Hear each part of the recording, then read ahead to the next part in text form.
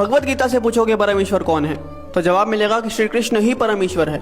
और वहाँ आपको संत सूरदास जी, मीराबाई जैसे महान संत मिलेंगे जिन्होंने कृष्ण भक्ति में उस परम तत्व को प्राप्त कर लिया। आप शिव पुराण से पूछोगे कि परमेश्वर कौन है, तो जवाब मिलेगा कि शिव ही परम तत्व है। और वहाँ आपको ऋषि मार्कंडेय जैसे महान ऋषि योगी ज्ञानी मिलेंगे जो कि परम शिव भक्त हैं। कुरान कहती है कि खुदा सबसे बड़ा है। और वहाँ आपको फरीद जी जैसे महान सूफी संत मिलेंगे जिन्होंने अल्लाह अल्लाह की धुन से उस परम तत्व को प्राप्त कर लिया। और गुरबानी भी आपको एक ओंकार का उपदेश देती है। तो सवाल है कि इनमें से सही कौन है और गलत कौन है, और जवाब है कि इनमें से सही तो सारे हैं, लेकिन गलत वो इंसान है जो इनमें से किसी एक पथ पे चलते हुए बाकियों का अनादर करता है, अपमान करता है। इसीलिए कबीर जी ने कहा था कि कबीरा कुआं एक है, यानी कि वो जो परमात्मा है वो एक विशाल कुएं की तरह है और पानी भरे अनेक, यानी कि हम और आप अलग अलग नामों से, अलग अलग स्वरूपों से उस भगवान को पुकारते हैं। लेकिन आगे कबीर जी कहते हैं कि भांडे ही में भेद है और पानी सब में एक। मतलब जो भांडा है यानी कि हम, भेद तो यहाँ पे है, क्योंकि आप इंसान को तो अलग कर सकते हो लेकिन भगवान को कभी बांटा नहीं जा सकता। अब प्याला चाहे सोने का हो या पीतल का,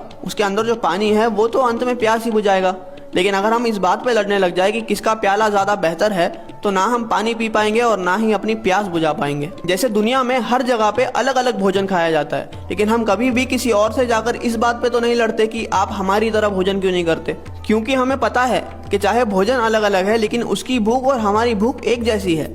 हो सकता है कि वो ब्रेड खाकर अपनी भूख मिटा रहा है और हम रोटी खाकर, लेकिन उसका असर जो हमारी बॉडी पे होगा वो एक जैसा ही होगा। इसलिए हमारी पेट की भूख तो मिट जाती है लेकिन हमारी परमार्थ की भूख कभी मिट ही नहीं पाती। हम लड़ने में इतने बिजी है कि हमें खाने की, यानी कि उस भक्ति को अनुभव करने की फुर्सत ही नहीं है। कबीरा कुआं एक है और पानी भरे अनेक, भांडे ही में भेद है, पानी सब में एक।